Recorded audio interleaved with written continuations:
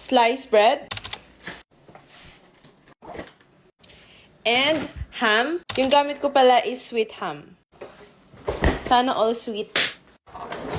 And kailangan natin ng Eden mayo. Nakalimutan ko pala kumuha ng rolling pin. Hi! Rolling pin Marie. Ayan. Kung wala naman kayong rolling pin, pwedeng baso. Ano? Charis, joke lang. Of course, we need both, huh? Tapos kailangan din natin ng garlic Marie. Oh, may gulay. Kala nyo dun sa kabilang ref, walang gulay. Dun puro soft drinks. Pero nagugulay kami. Huwag kasi kayong judgmental.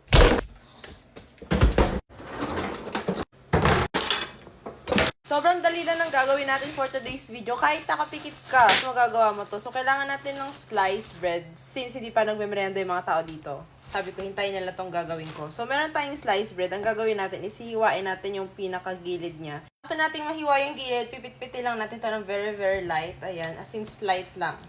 Para lang mag-flatten siya. Flatten! So, next naman gagawin na natin yung spread. Kailangan natin ng egg yolk dito. Lalagay tayo ng isang egg yolk. Maglalagay tayo ng butter. Ang gamit ko dito, guys, is salted powder. Tapos, maglalagay din kayo ng garlic. More garlic, more fun.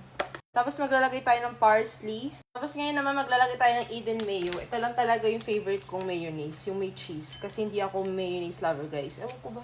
Lalo na sana ako sa last ng mayonnaise. Yan, i-mix nyo lang sila para mag-bunny all together sila dyan.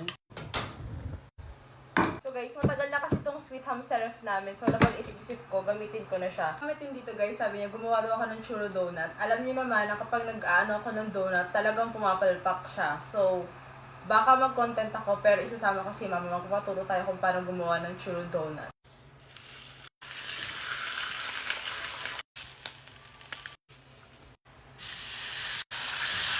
So, luto na yung ham Marie, mag-assemble na tayo. Lalagyan lang natin ng mayonnaise yung mga sliced bread, konti lang. Para hindi siya umapaw mamaya paglagay natin ng ham Marie. Tapos ilalagay na natin yung ham. Sweet ham. Kaya masarap to guys. Eden, nakakarami ka na sa akin. Baka naman gusto mo magpa-Merry Christmas dyan. Toothpick. Itutupin nyo lang ng ganyan yan. Tapos, i-close siya ng toothpick para hindi siya bumukas mamaya.